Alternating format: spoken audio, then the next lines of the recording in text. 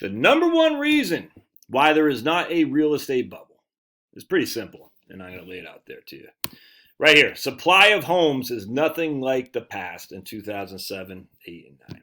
Basically, what these guys say is the inventory needed to sustain a normal market is about 6 months supply.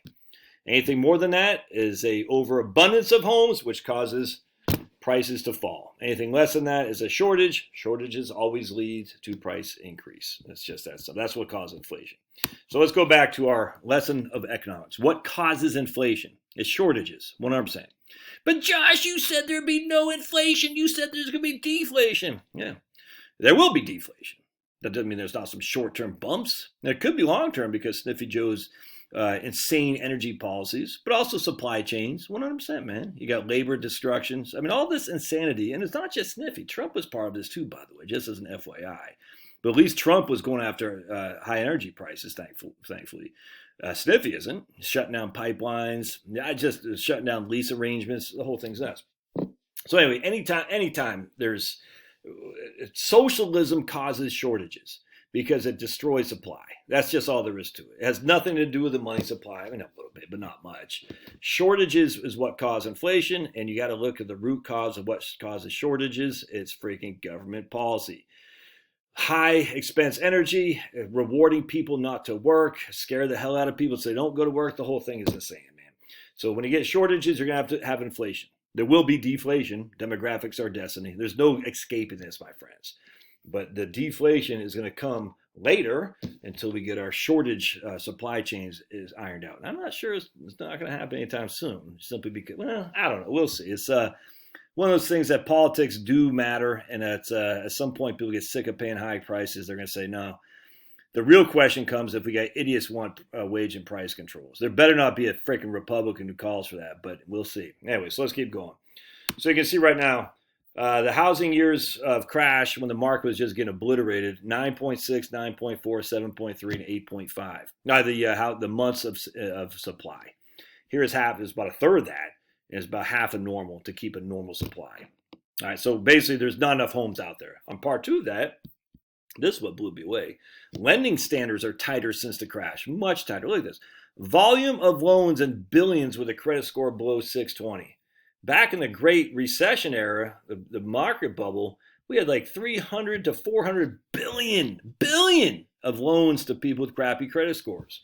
Fast forward today, 15 years later, and this is when prices are much higher than they were 15 years ago, and we only have less than 100 billion of loans to low credit risk borrowers.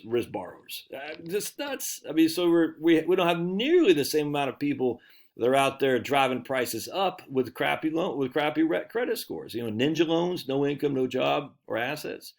Foreclosures are way off now. But Josh, that foreclosure is because of CARES Act. Well, even in 2018 and 2019, it was still less than 300,000.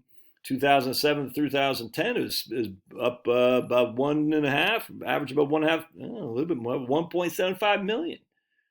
And even this guy says, the fact that foreclosure starts decline despite hundreds of thousands of dollars exiting the CARES forbearance program over the last few months is encouraging. It suggests that the forbearance equals foreclosure narrative is incorrect. Yeah. And then we got this guy right here. Houses are more affordable from a debt to income perspective. It used to be you don't want a house cost more than 20. You don't want housing to be more than 28% of your gross budget. During 2007, it got up to 34%, and now we're at 25.8% on average for your gross budget. So it's very, very affordable. All right, so let's go to this right here. This was one thing I want to show you here. Rates right here. Look at that. Total tappable equity of all U.S. mortgage holders. 9.9 trillion with a T dollars. Look at all that equity, 9.9 trillion. That's not all the equity. That's just tappable equity with people with a mortgage. So let me explain how this works. You got a $200,000 mortgage. You got a $200,000 home, and you owe $100,000 on it. All right, so that means you have $100,000 of equity. You can't tap all that equity. Banks aren't going to lend to you 100% loan to value. So you get $100,000 of equity.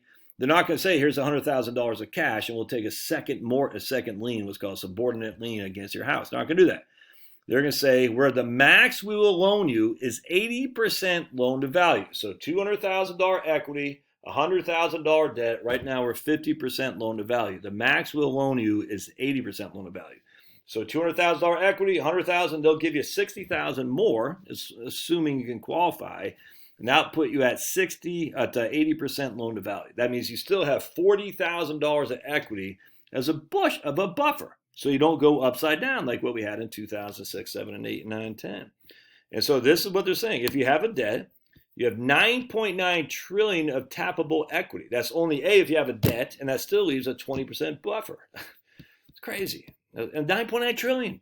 Not to consider that as part of your net worth doesn't make any sense. I follow the 10-year treasury to get an idea of what the 30-year mortgages were going to go. So if you look at historically, the 10-year treasury add 1.5 percentage points. That'll give you your your current 30-year mortgage. So remember, back in 2006 and 7, we were paying 6% for a 30-year mortgage. Now we're paying what, 3.25, 3.5. And so what we'll see here is this is the 30-year mortgage. Here's a 10-year treasury. They follow each other like freaking. Have like a symbiotic relationship. Let's see right now what the 10-year treasury is. Back below 2. All right, so basically 2, the 30-year mortgage should be about 3.5 right now. A conforming rate mortgage with a decent credit score. Isn't that interesting? All right, so part 2. I want to show you guys something else. So this is the Case-Shiller Home Index for Atlanta. You can see this is in hundreds of thousands of dollars. I think these are the median houses. So the median house in Atlanta metropolitan area back in 1991 was about $69,000. You fast forward till today, it's about $203,000 in the Atlanta metropolitan area. Now you can get more specific if you want, but I want to show you something here. So from 69 to 203, that's 30 years. So we take our trusty calculator, 30 years. We start with 69,000 is our present value. No payments. We go to 203,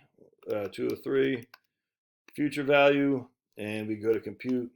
That's about 3.66% interest rate that we would have received, essentially, if that makes sense. That's a growth for the last 30 years. 3.66, just a little bit above inflation. That's the way it always is. All right, but now we go here, 2012. So we got 85 is our present value. And we got 2012, that's about it's 10 years.